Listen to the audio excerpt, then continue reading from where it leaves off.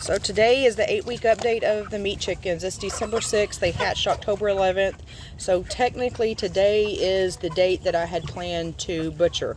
However, it's a Wednesday. That means I work on Wednesday, as I worked on Thursday and Friday as well. So I'm going to put butcher off until this coming up weekend, just to ensure that I have plenty of time and I'm not rushing. After I get home from work, I have way too many chores to do of feeding, watering, and making sure that the animals are good to go for the night, to try to butcher 15 or 16 meat chickens in the evening time, and then have to get up the next morning. So Saturday will be the butcher date, and as I talked about in the last video, I'm going to butcher half of them and then butcher the other half the following weekend. The reason I have chose to do that is I do have some small ones. This one right here is one of the smaller ones compared to this one. This one right here is very, very big. I wish it would get up and walk. You can tell how it's walking. Not the prettiest chickens in the world, but they are a meat chicken. They're not signed up for a poultry show as a beauty competition. Feed-wise, they are still going through about 40 pounds a day. So if you're planning on raising meat chickens and you don't have a chicken tractor or land to run a chicken tractor on, and you're going to strictly feed them a crumble feed or a pellet feed, whatever you choose to put them on, between that 7 and 8 week marker, 40 pounds of feed is kind of what you can expect for them to be going through. That is quite a bit of feed. It does get expensive. Raising your own meat is by no means cheaper than buying it.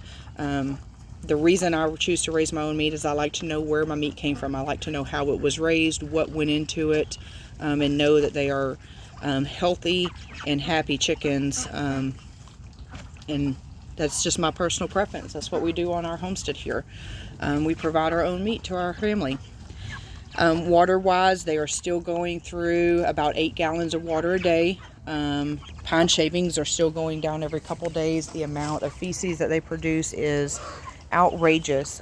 So I just bring in a bag of pine shavings, put it down onto the ground, and cover up any feces that are down there, layering it so that a way it's kind of like the deep litter method, and let it compost itself down. But this is what an 8-week-old meat chicken looks like. They will be 8.5 weeks on the first butcher, and then 9.5 weeks on the second batch that I butcher. But thank you for watching my videos and following the meat chicken 8 weeks of growth. I will be posting some videos of how to butcher.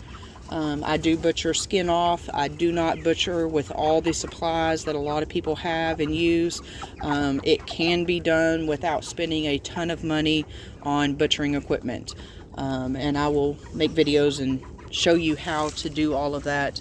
It doesn't have to be something extremely expensive to butcher your chickens. You don't have to pluck if you don't choose to, just as I don't. But we will cover that in another video. So that wraps up the 8 weeks of growth. I will make another short video of what they look like right before I butcher, which will be about 8.5 weeks old. You may or may not be able to tell any growth. And this one right here is a huge one, and you can tell it laying next to this one right here that's smaller. Same thing over here.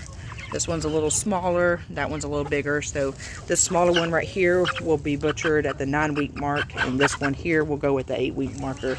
That will reduce the feed cost that's going into these quite a bit.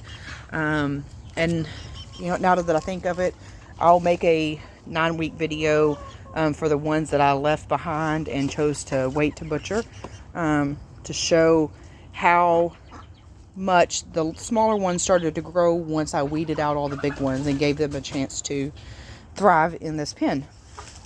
But once again, thank you for watching. If you like this video, please subscribe.